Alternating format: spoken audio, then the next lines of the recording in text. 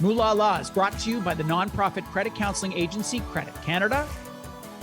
Welcome back. Moolala, Money Made Simple, is brought to you in part by Credit Canada. I am the CEO of the organization, and we are Canada's longest standing nonprofit credit counseling agency. Our mission is to help people get out of debt so they can get back into life. Listen, debt is a brutal reality for millions of Canadians. It starts to pile on for lots and lots of different reasons: job loss, divorce, illness, bad luck, you name it. Our accredited credit counselors are available to help you understand your current financial situation and take you through all your options on how to move forward. And there really are options out there. So go to creditcanada.com. We are nonprofit, as I said. The counseling is free and judgment free. If you have young people in your life, you have likely heard of something called Roblox. It's an online gaming platform that many kids are spending a lot of their time on. This platform, it does a bunch of things, but one of the things, it lets you buy Robux, which is a digital currency that allows you to make in-game purchases. Now, parents, many of them, are left wondering whether they should give their kids a traditional cash allowance like we've done for decades, or pay in virtual currency instead. If you choose the latter, how do you make sure your kids are still learning the value of money? Karen Holland has some opinions on this topic. She is the founder of Gifting Sense, an organization that teaches children how to think before they buy. She's in New York City. Hello there. Hi, Bruce. There was this article in the Wall Street Journal. What was the essence of the article? Well, the article's original headline was that kids don't want money anymore.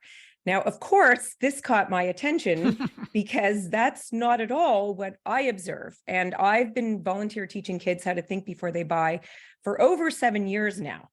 So I immediately wrote to Sarah Needleman, who is the article's author, and to her credit and the Wall Street Journal's credit, by about 2:00 that afternoon, they changed the headline to a much more representative: kids don't want cash anymore. Right. So the good news is there's something to the whole see something, say something adage. You know, I saw something that struck me as super misleading. I said something in a very respectful way, and the author responded. So to me, this is society working. What did you take away from both the article and from what you see with young people in terms of this trend towards virtual currency? Well, more representative headline aside, the content of the piece is still troubling because what it really gives voice to is that children are savvy enough, school-age children are savvy enough to request their allowance in a form that allows for spending in the easiest way possible. And I'm sorry to say, ease for parents aside, this really is not helpful to the kids or the parents in the long run. Why? Because I understand that parents might be thinking to themselves, okay, online banking and digital payment systems, they're the way of the world. That's observable. What is also observable, I'm in a position to observe this quite closely, is that school-age children very often, I'll say most of the time, have no idea how much money is actually required to make a purchase, nor how much they're likely to use or appreciate an item or experience before they buy it. And in-game purchases of virtual merchandise worsens this dynamic, does not improve it in any way, shape, or form. And certainly this is consistent with what all the literature says about using a credit card versus paying for with cash. A credit card anesthetizes the pain, I'm sure, in much the same way as spending a virtual currency does. Well, exactly, Bruce. Spending is so frictionless today. When you and I were growing up, if we went into a store and something was $10 and we had $5, we went home empty-handed because you couldn't text your mom, she couldn't Venmo you, you couldn't use Apple Pay. Like there was none of this, right? Shoplifting was frowned upon. Shoplifting was frowned upon. And what's happening is children are really confusing payment methods, how you pay for something, with how they're funded, which is by working at a job to earn wages. I often ask kids, where does money come from? And depending upon their age and stage, we get some, really fantastical answers. Now, the point of that question is to guide them back to the correct response, which, because they're not yet adult income earners, is that money comes from their parents working hard to earn it. And then we continue. But, if you look at Robux, okay, it's an in-game currency purchased at a steep discount to the face value. So what I mean here is that for, say, example, 30 actual dollars, you can purchase something like $2,400 worth of Robux. So, this only serves to exacerbate this illusion of a magical world where it's just not that hard to spend less than you make. You are grounded in reality, that it characterizes your work. And the reality is kids want to be able to buy in this way and spend even if their allowance is delivered on a piece of paper in a $5 bill, they may want to convert that into Robux. How do you do that in the best possible way, knowing that this is how kids sometimes want to spend their money? Okay, I know it takes more time, but it doesn't take that much time. And all parents that I come across want to help their children develop productive money personalities. The technical description is money scripts. Exploring Blad Plantz's work on money scripts is super worthwhile, but I call them money personalities just to make it more accessible for parents and kids. So in order to do that, they really need to create circumstances under which spending in-game currency is only a side dish to earning and spending allowance versus the main course. Does that mean that a kid should be encouraged to spend some of their physical allowance at the 7-Eleven?